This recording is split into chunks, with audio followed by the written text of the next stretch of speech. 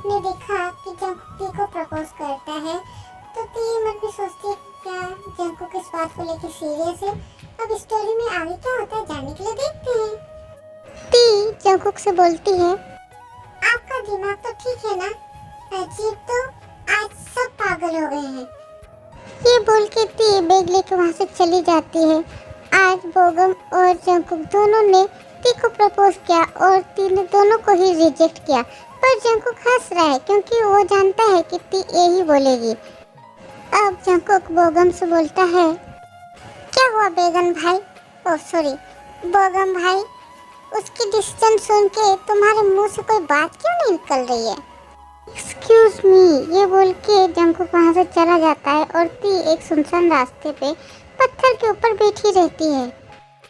सभी मेरे साथ मजाक करते हैं, आज वो शैतान सफेद खरगोश भी पीछे नहीं रहा इसमें। टी, क्या हुआ और आप अभी कौन सा मजाक करने के लिए आए हो यहाँ पर?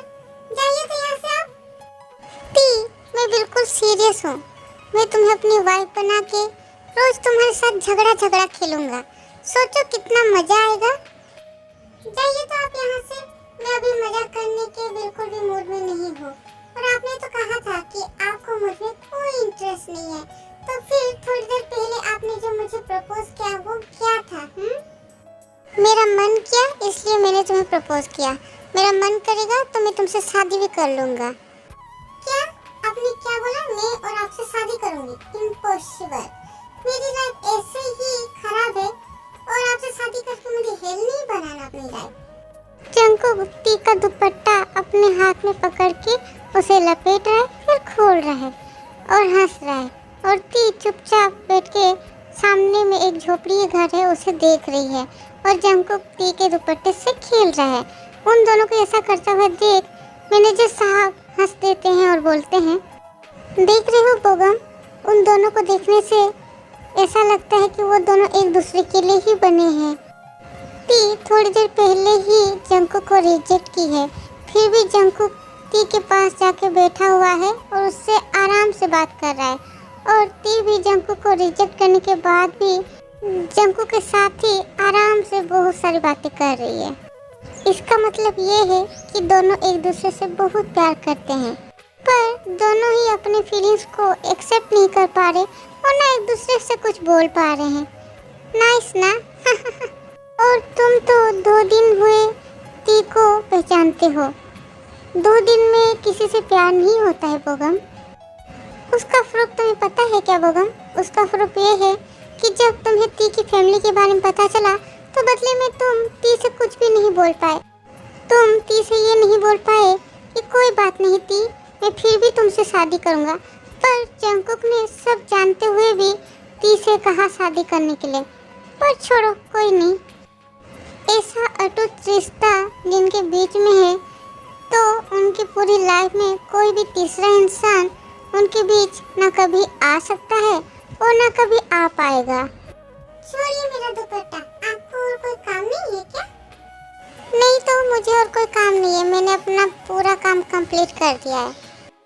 हाँ, बहुत अच्छा काम किया आपने, इसके लिए आपको नोबेल प्राइज मिलना चाहिए।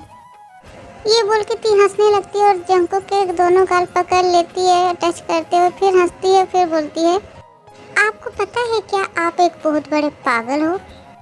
जंकुक टी को देखता है, उसके बाद हंस देता है और उसके हेयर पकड़ के खराब कर देता है। उसके बाद बोलता है, कोई तुम्हें प्रपोज करने से भी मेरी बद्दुआ की वजह से वो तुम्हें पा नहीं सकता, आप खुद भी मुझे नहीं पाओगे। सुनो टी, मुझे तुममें कोई इंटरेस्ट नहीं है, थोड़ा भी नहीं। हाँ पता है, आप एक पागल हो, बुद्धू पागल। अच्छा तो तुम भूत और पेटनी हो। टी जंकुक का शर्ट पकड़ के खराब कर देती है और वहाँ से दौड़ने लगती है। तब जंकुक बोलता है, टी मैंने तुम्हें पहले ही बोला था ना कि मेरी बॉडी में टच मत करना, अब मैं तुम्हें छोड़ूंगा नहीं, रुको। टी हंसते हुए दौड़ रही थी और जंकुक उसके पीछे दौड़ रहा था और टी का हाथ पकड़ के जंकुक अपने करीब ले आता और बोलता है, क्या बात है मेरी बचपन की वाइफ, मैंने तुम्हें पहले ही बोला है ना मेरी बॉडी में जानबूझ के ऐसे टच मत करना या मेरे शर्ट को खराब मत करना, तो फिर ऐसा क्यों कि तुम? हाँ तो आप क्या करोगे बोलो, मैं भी थोड़ा सुनूं। मैं वही करूँगा जो मैंने बोला था।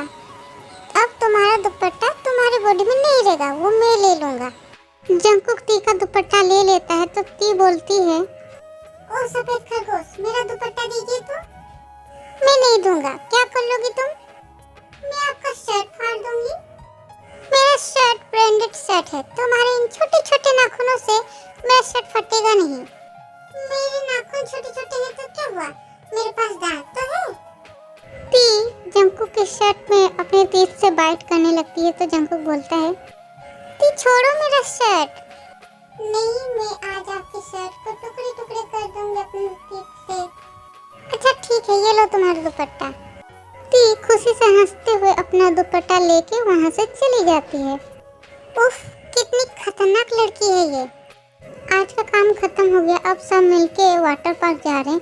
ती भी उनके साथ मिलके वाटर पार्क जा रही है और जंकुक ती के पीछे पीछे जा रहा है। वो कभी ती के बाल खराब कर दे रहा है, कभी उसका दुपट्टा लेके इधर उधर पकड़ के खेल रहा है या फिर अपने हाथ में घुमा के लपेट रहा है फिर खोल रहा है। ती परेशान होकर बोलती है, क्या प्रॉब्लम है आपकी, आप मुझे ठीक से जाने के लिए दोगे या नहीं? ऐसा क्यों कर रहे हो आप? तुम मेरी बचपन की वाइफ हो, मैं तुम्हें परेशान नहीं करूंगा तो और कौन करेगा बोलो। मैं अब आपकी बचपन की वाइफ नहीं हूँ, ओके? तो अब से मुझे इस नाम से मत बुलाइएगा, वरना मैं क्या करोगे तुम बोलो? मैं आपको भैया बुलाऊंगी। बिल्कुल भी नहीं थी। जंकुक भैया। ये बोल के ती दौड़ने लगती है और जंकुक उसके पीछे पीछे दौड़ने लगता है और लास्ट में जंकुक ती का हाथ पकड़ ही लेता है तो ती डर से रो देती है। और ये डर उसे क्यों लगा और वो क्यों रोई, ये बात ती को खुद को ही समझ में नहीं आ रही है। ती को रोता देख जंकुक ती को हग कर लेता है। फिर दोनों ऐसे ही रहते हैं और वो दोनों झगड़ा कर रहे थे इसलिए दोनों पीछे रह जाते हैं। वो रास्ते में कोई भी लोग नहीं जा रहे थे, सुनसान रास्ता था। हग करके दोनों ही चुपचाप रहते हैं बहुत देर तक। उसके बाद ती खुद रोना जब बंद कर देती है तो जंकुक से अलग होकर दूर जाके खड़ी हो जाती है। आपने मुझे हग क्यों किया था? तुम डर गई थी इसलिए मैंने तुम्हें हग किया। और वैसे भी मुझे तुम्हें कोई इंटरेस्ट नहीं है, ओके? इसलिए ज़्यादा खुश होने की ज़रूरत नहीं है। ये सब बोल के जंकुक वहाँ से जाने लगता है और ती भी कुछ सोचती है। उसके बाद जंकुक के पीछे पीछे जाने लगती है और बोलती है, आपको पता है क्या कि आप में कुछ बुरी आदतें भी हैं? नहीं, तुम ही बोल दो।